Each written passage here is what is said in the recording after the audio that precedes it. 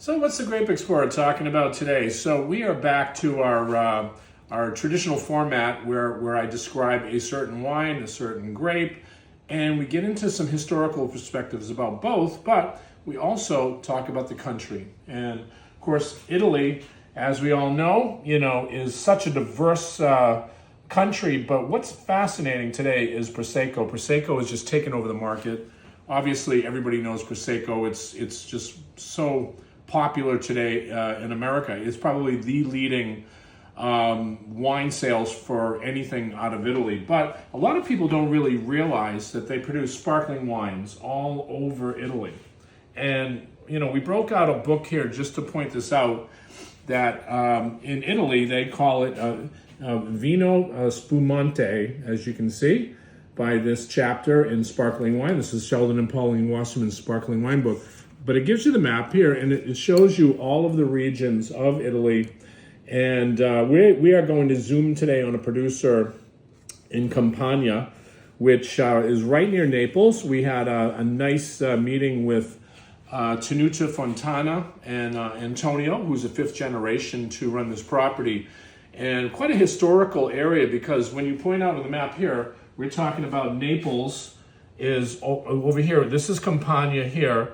So Naples is right here, and just above Naples is the region that we're going to talk about with Tenuta Fontana. But what's fascinating is the grapes. And as we had discussed numerous times, there are a lot of grapes that just don't leave Italy because they're just they're conducive to where they grow. So this is this vineyard, being near Naples, obviously is quite near Mount Vesuvius, with the famous volcano. So it's volcanic soils that are really conducive to the grape varietal that's produced in this sparkling wine. It's called Asprinio. And Asprinio is a fascinating grape. And Antonio was explaining this centuries-old process of how they actually pick the grapes.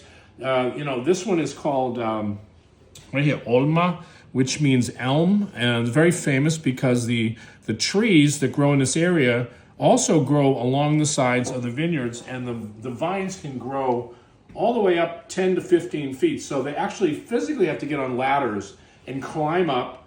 And, historically they would hold on to trees. That's why this is called, after an elm tree, and actually pick the grapes.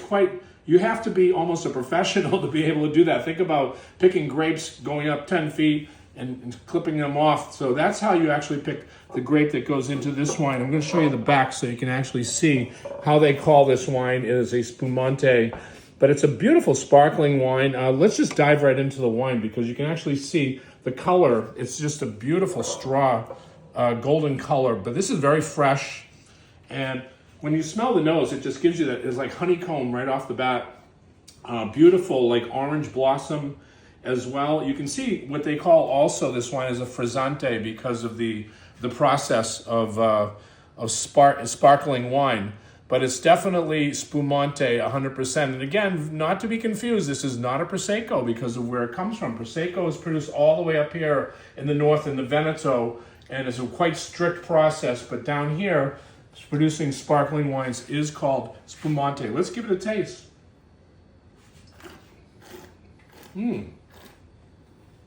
Lovely balance, good acidity. I think that is the key with this grape.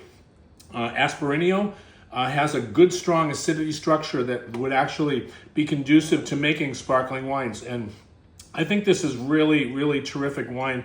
Again, this is just a newcomer to the United States. But I wanted to get a chance because, again, think about it.